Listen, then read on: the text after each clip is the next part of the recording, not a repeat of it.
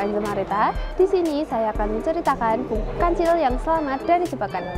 Buku ini dikarang oleh M. B. Rahimsyah, AR.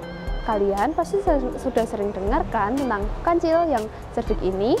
Buku ini diterbitkan oleh Serbajaya, Surabaya. Buku ini memiliki 24 halaman. Buku ini menceritakan tentang kancil yang cerdik dan juga usil.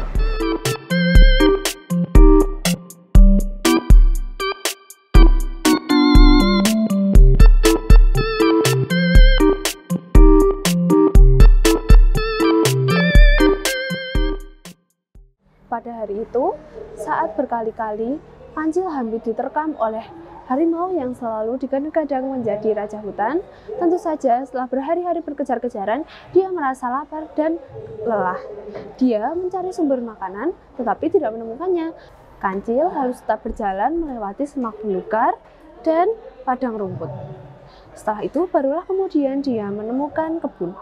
Di dalam kebun itu terdapat banyak jenis tanaman, termasuk mentimun yang menjadi kesukaan sang kancil. Melihat itu, dia ingin segera masuk ke dalam kebun itu, tapi masih ada Pak Tani yang sedang memandangi tanamannya yang segar dan subur. Setelah itu, kancil mengurungkan niatnya untuk masuk.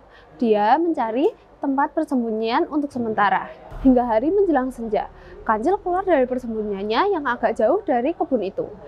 Setelah itu, dia bernafas lega melihat Pak Tani yang sedang berkemas-kemas bersiap untuk pulang. Awalnya, Pak Tani tidak menyangka bahwa tanamannya akan dirusak oleh kancil.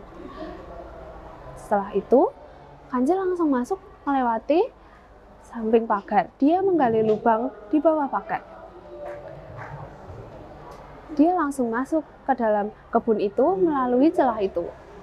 Dia dengan perasaan gembira, dia mulai makan sayur-sayuran yang ada di dalam kebun, termasuk mentimun yang sudah menjadi incarannya sejak tadi. Besoknya, kancil datang kembali dan bersembunyi menunggu hingga Pak Tani pulang. Setelah itu, hari menunjukkan senja dan Pak Tani berkemas-kemas bersiap untuk pulang.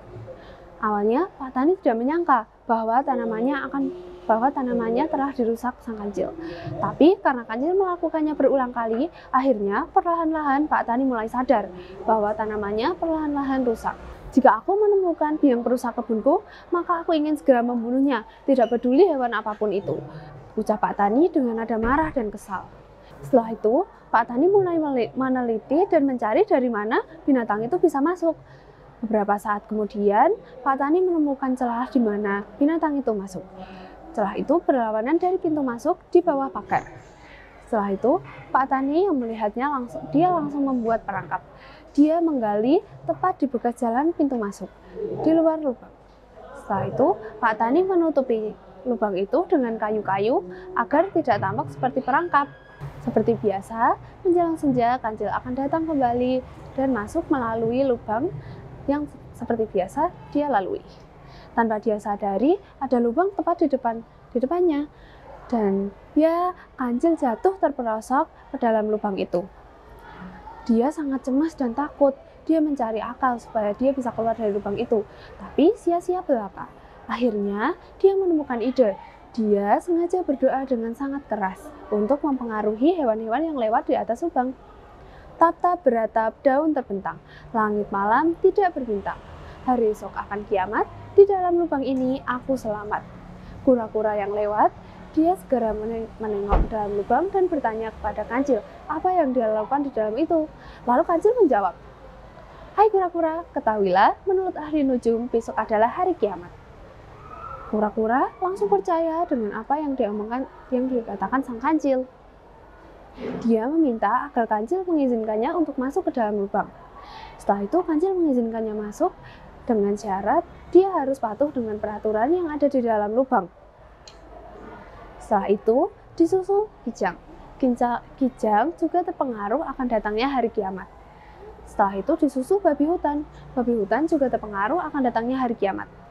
"Hai, aku juga ingin selamat. Diizinkan atau tidak, aku akan tetap masuk." Setelah itu, datang harimau. Dia juga menyusup ke dalam lubang. Setelah semua berkumpul, kancil mulai berkata, "Kita harus berjanji tidak boleh ada yang kentut di dalam lubang ini. Jika ada, maka dia akan dikeluarkan dari lubang." Setuju? Setuju, jawab semua hewan. Tapi terjadi suatu keanehan ketika menjelang pagi. Mereka mencium bau tidak enak dari dalam lubang. Ternyata bau itu berasal dari sang kancil. Kancil langsung dilemparkan harimau keluar dari lubang. Ketika dilemparkan, kancil berkata, "Terima kasih teman-teman, aku selamat dan kalian masuk ke dalam perangkap petani." Begitulah cerita kancil yang selamat dari jebakan. Buku ini sebenarnya sangat detail, didukung dengan adanya gambar yang memudahkan pembaca untuk membayangkan cerita tersebut. Buku ini juga bisa untuk mewarnai, tetapi gambar di dalam buku ini cenderung buram dan beberapa kata sulit untuk dipahami. Sebaiknya penerbit memperbarui cover agar lebih menarik. Cukup ini dari saya. Terima kasih. Wassalamualaikum warahmatullahi wabarakatuh.